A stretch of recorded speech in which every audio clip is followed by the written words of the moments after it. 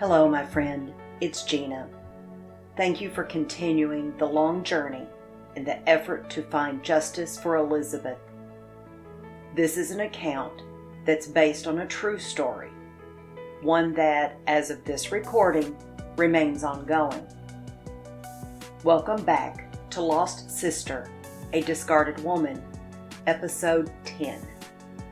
Content warning: this and future episodes contain sensitive topics and may cause distress to some listeners.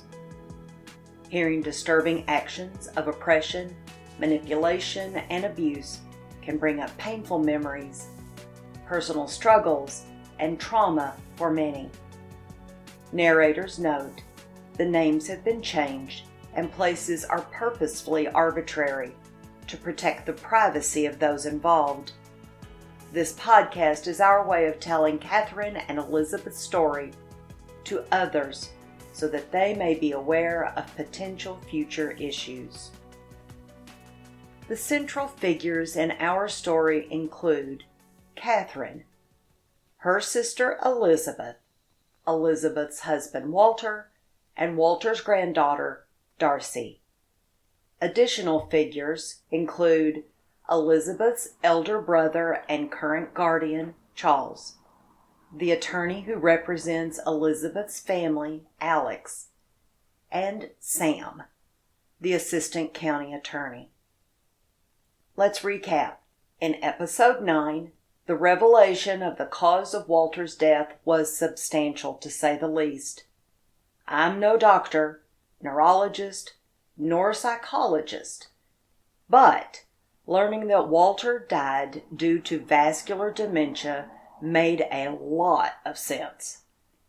We knew that Walter was never a nice man to Elizabeth, her staff, their neighbors, nor her family.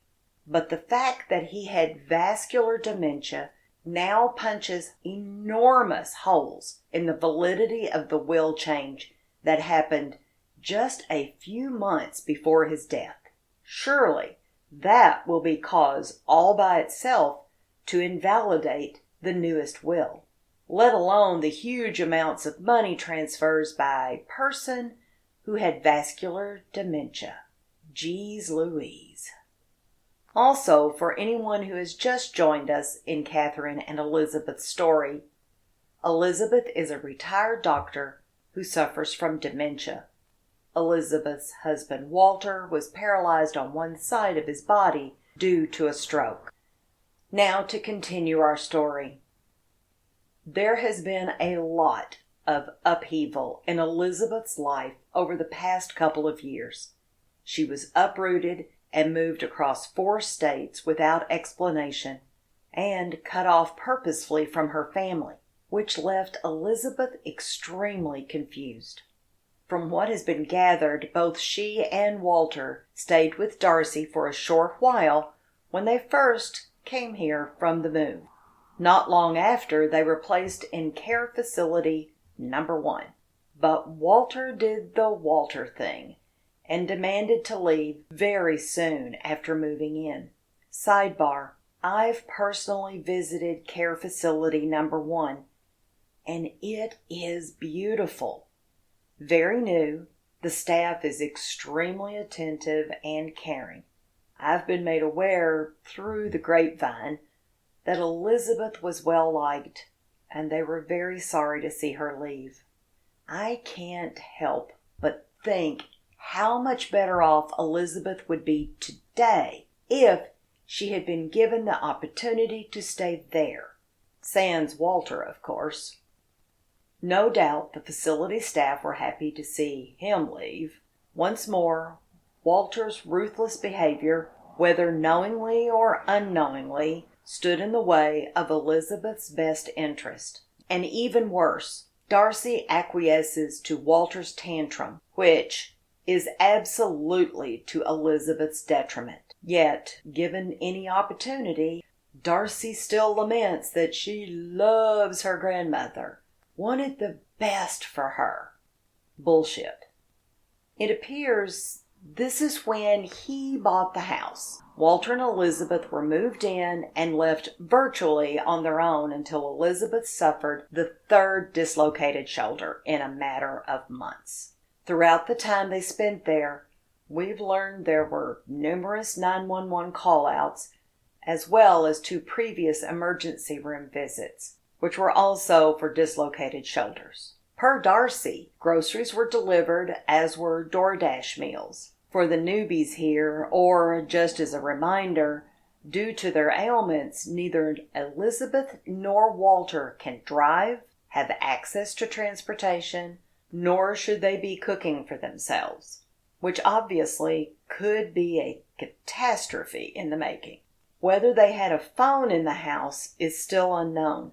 We do know for a fact Walter had never allowed a computer of any sort nor access to the internet.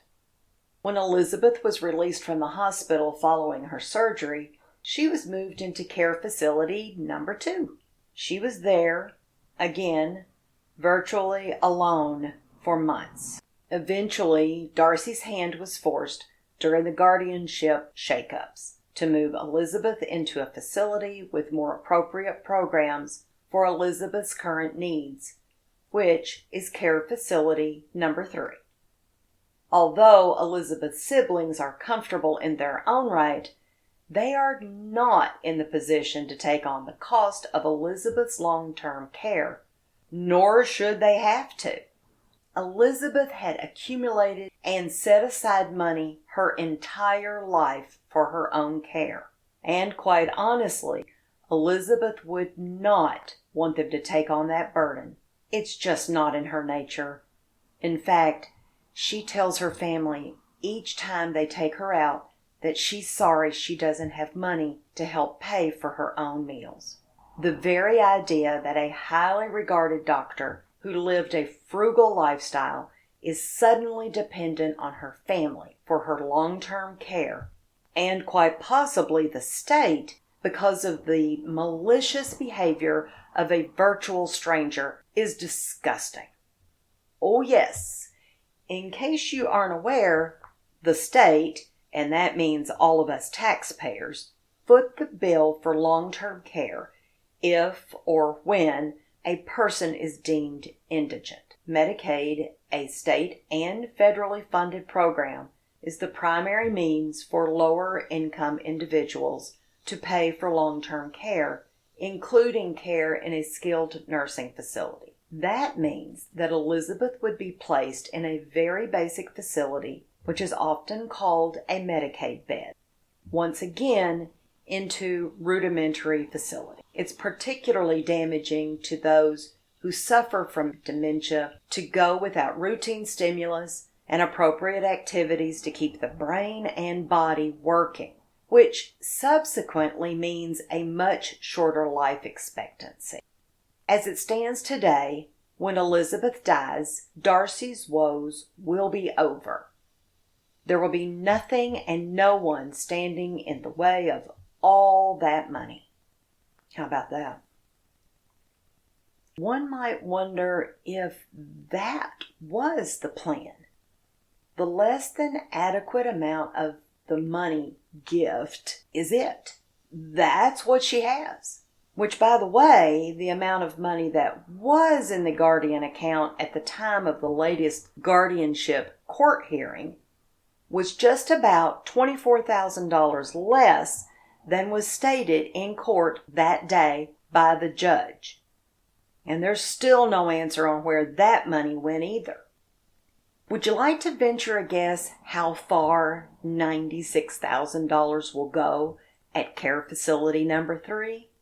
About a year. At that point, Elizabeth's monthly Social Security check is her only income. And that's just the care home. There's still medical bills and personal items on top of that.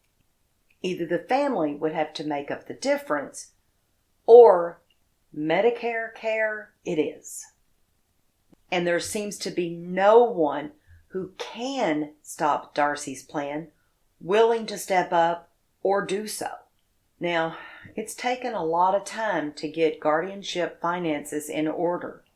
We've talked about the bank issues before, the Social Security changes in earlier episodes. But finally, things are more settled now, and the family can finally make Elizabeth's room as safe and comfortable as possible. At the same time, to keep it efficient and comfortable as well. So, Catherine and Charles take Elizabeth on an outing to shop for new furnishings. Of course, Elizabeth is always thrilled to go on outings. She loves it. When they arrive at the furniture store, the three of them make their way around the store, Elizabeth touching everything she passes, making little comments like, "That's pretty," or "This is nice." The trio came to a stop in the recliner area. Now, you gotta know, Elizabeth loves putting her feet up and frequently says how she misses having a recliner. Elizabeth made a statement, "Oh, look at that chair. It's red." Catherine asked if she liked it, and Elizabeth says, "Red is my favorite color." They encouraged Elizabeth to sit in it, which she did quickly. And a huge smile came on her face, and Elizabeth laughed out loud when she realized how easy it was for her to recline the chair. They asked if she'd like to look at any other chairs, and she said, "Oh, I love this one."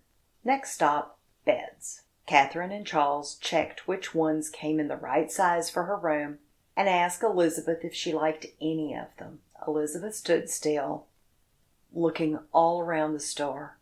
She asked if these were for her. "Yes, Elizabeth, we're here to shop for furniture for your room." Elizabeth's face lit up like a child on Christmas morning, such obvious delight, and said, "I've never been able to pick out my own furniture." Catherine turned and walked away.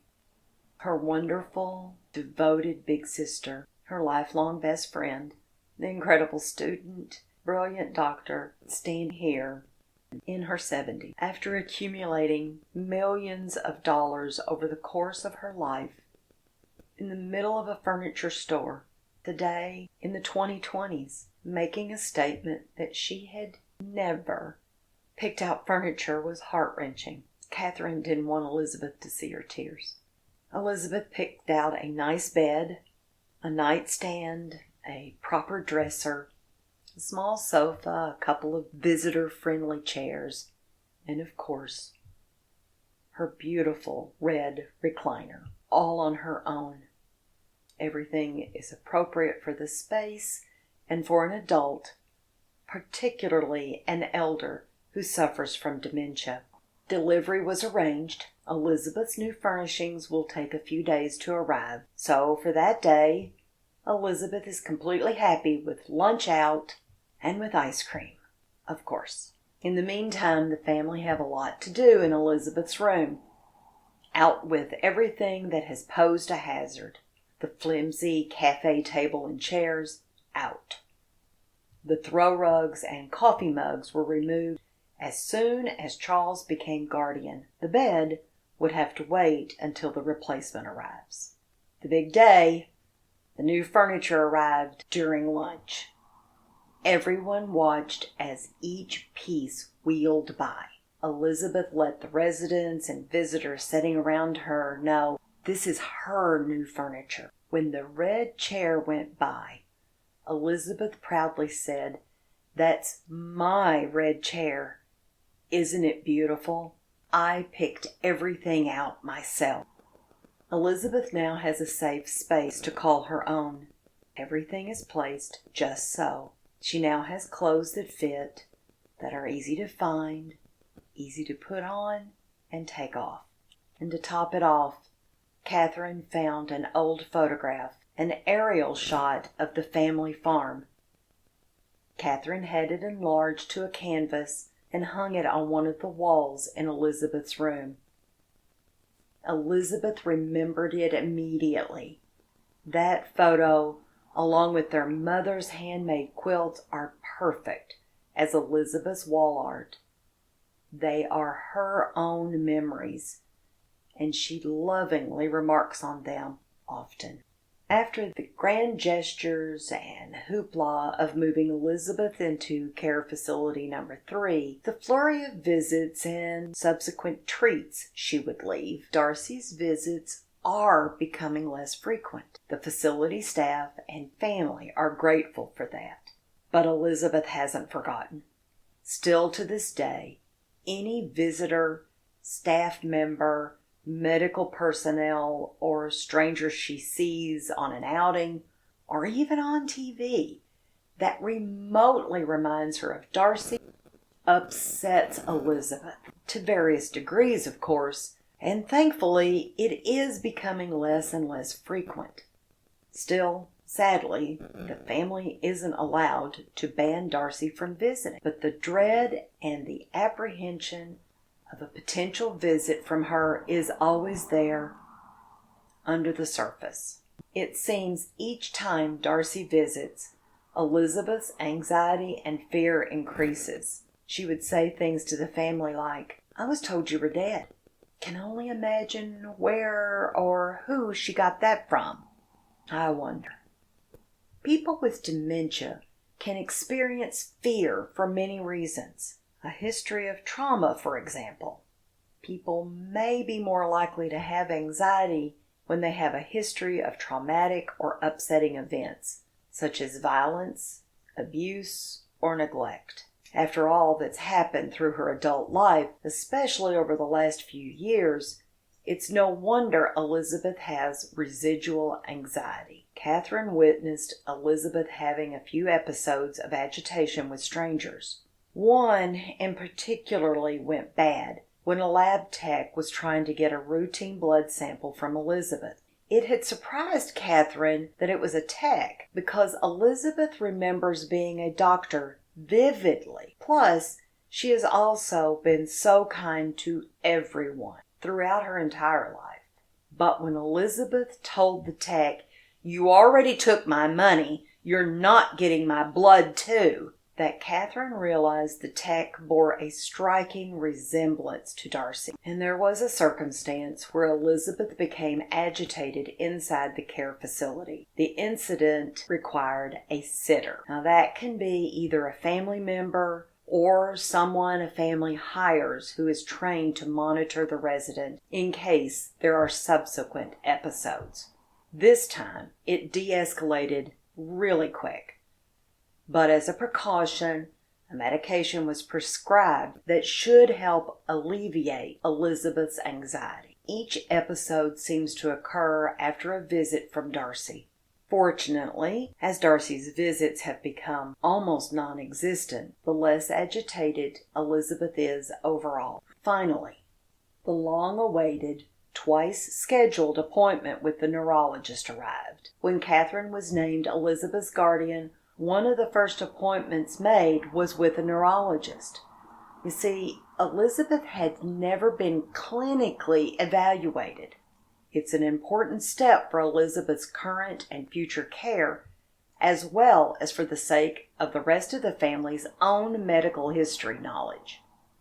According to Johns Hopkins, a neurological exam is an evaluation of a person's nervous system. It usually doesn't cause any pain to the patient, and the extent of the exam depends on a lot of factors, including the initial problem that the patient is experiencing, their age, and the condition of the patient. The neurologist was very patient and very respectfully addressed Elizabeth as doctor. There were several cognitive tests as well as a brain scan. The neurologist's final diagnosis is Alzheimer's disease. And I know, wait a minute, we've always understood that Elizabeth had dementia. According to the UCLA Health, dementia is an overarching term that refers to a range of symptoms affecting cognitive abilities. And Alzheimer's disease is a specific type of dementia, characterized by progressive memory loss and decline. Other types of dementia exist, each with their own distinct causes and characteristics.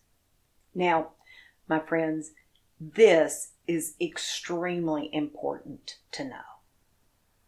The brain scan showed an area on Elizabeth's brain that indicated a possible prior traumatic brain injury. And they call that a TBI, traumatic brain injury. It's about the size of a silver dollar coin on the left side of her brain, just above the ear. The location and size indicate that it's probably not from a fall. Of course, the exact cause of the TBI can't be conclusive because there's no prior brain scans to compare, at least that the family is aware of anyway. Mostly because there are no old records or papers of any kind for that matter.